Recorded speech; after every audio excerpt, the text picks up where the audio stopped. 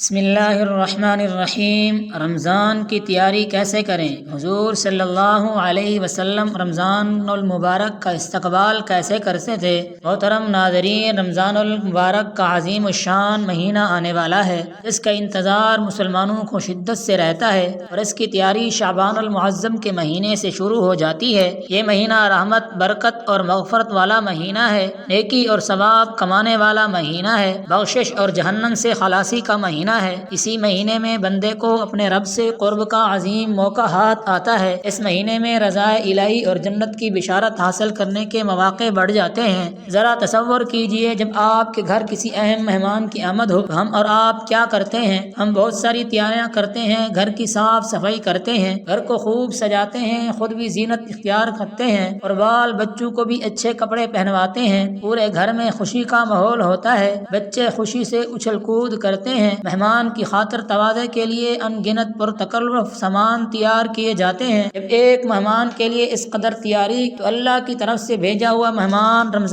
رمضان کا مہینہ، تو اس کی تیاری کس قدر ہونی چاہیے؟ رمضان کی تیاری اور رمضان کا استقبال کس طرح ہونا چاہیے؟ اس کا اندازہ ہمیں حضور نبی کریم صلی اللہ علیہ وسلم کی زندگی سے ہوگا۔ حضور صلی اللہ علیہ وسلم کیسے رمضان کا استقبال کرتے؟ حضور نبی اکرم صلی اللہ علیہ وسلم رمضان المبارک سے اتنی زیادہ محبت فرماتے کہ اکثر اس کے پانے کی دعا فرماتے تھے، اور رمضان المبارک کا اہتمام ماہ شعبان میں ہی روزوں کی کثرت کے ساتھ ہو جاتا تھا۔ آپ صلی اللہ علیہ وسلم بڑے شوق و محبت سے ماہ رمضان کا استقبال فرماتے۔ روایات میں آتا ہے کہ جوں جوں رمضان کے دن قریب آتے جاتے، لقائے الہی کے اشتیاق میں حضور صلی اللہ علیہ وسلم کی تڑپ بڑھتی چلی جاتی۔ رمضان سے 2 ماہ پیشتر رجب کے مہینے میں آپ کی زبان پر رمضان کا تذکرہ شروع ہو جاتا ہے۔ ایک روایت کے مطابق حضرت صلی اللہ علیہ وسلم رجب کے مہینے میں یہ دعا کرتے تھے: اللہم بارک لنا رمضان، یعنی اے اللہ ہمیں رجب اور شعبان میں برکت عطا فرما اور رمضان نصیب فرما۔ حضور نبی اکرم صلی اللہ علیہ وسلم اس مبارک مہینے کو خوش آمدید کہہ کر اس کا استقبال فرماتے اور صحابہ کرام سے سوالیہ انداز میں 3 بار دریافت فرماتے: کون تمہارا استقبال کر رہا ہے اور تم کس کا استقبال کر رہے ہو؟ حضرت عمر بن خطاب رضی اللہ تعالی عنہ نے عرض کیا: یا رسول اللہ، کیا کوئی وحی اترنے والی ہے؟ آپ صلی اللہ علیہ وسلم نے فرمایا: نہیں۔ عرض کیا: کسی دشمن سے جنگ ہونے والی ہے؟ تو حضور صلی اللہ علیہ وسلم نے فرمایا کہ نہیں۔ عرض کیا: پھر کیا بات ہے؟ تو آپ صلی اللہ علیہ وسلم نے فرمایا: بے شک اللہ عز و جل ماہ رمضان کی پہلی رات ہی تمام اہل قبر کو بخش دیتا ہے۔ جب حضور صلی اللہ علیہ وسلم شعبان کے مہینے میں داخل ہوتے تو یہ ذوق و شوق مزید بڑھ جاتا۔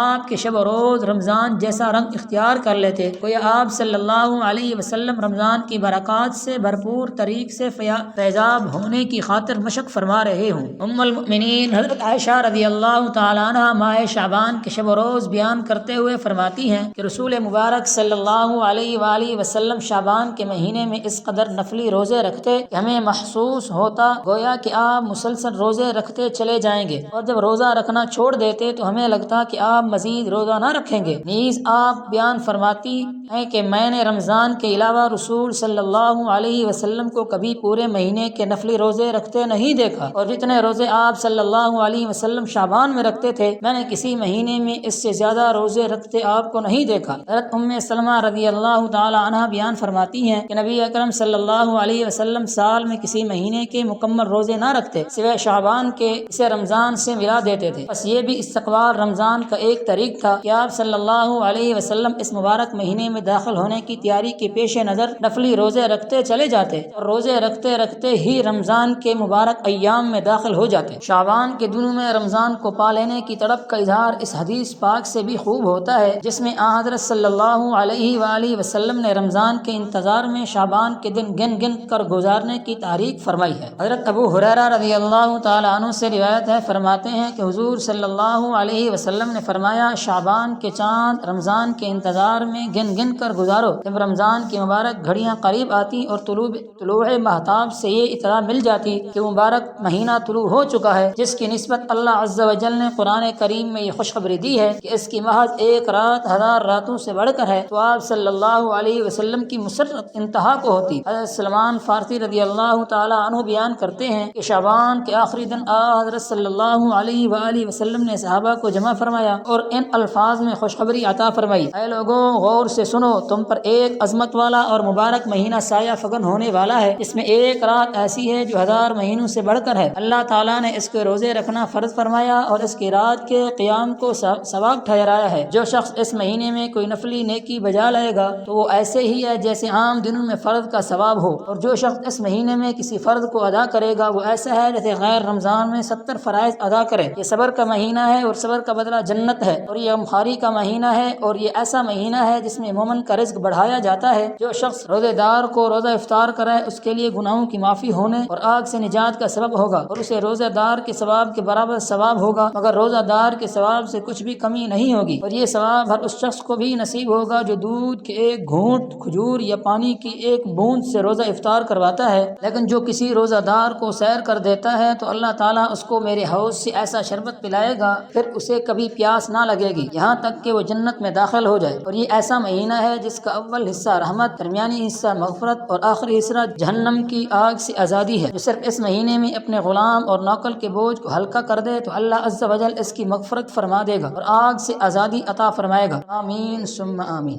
آخر میں آپ سے گزارش ہے کہ آپ میرے اس انفارمیشن ویڈیو کو لائک اور میرے اسلامی چینل مصطفیٰ کی باتیں کو سبسکرائب کر دیجیے۔ جزاک اللہ خیرا کثیرا۔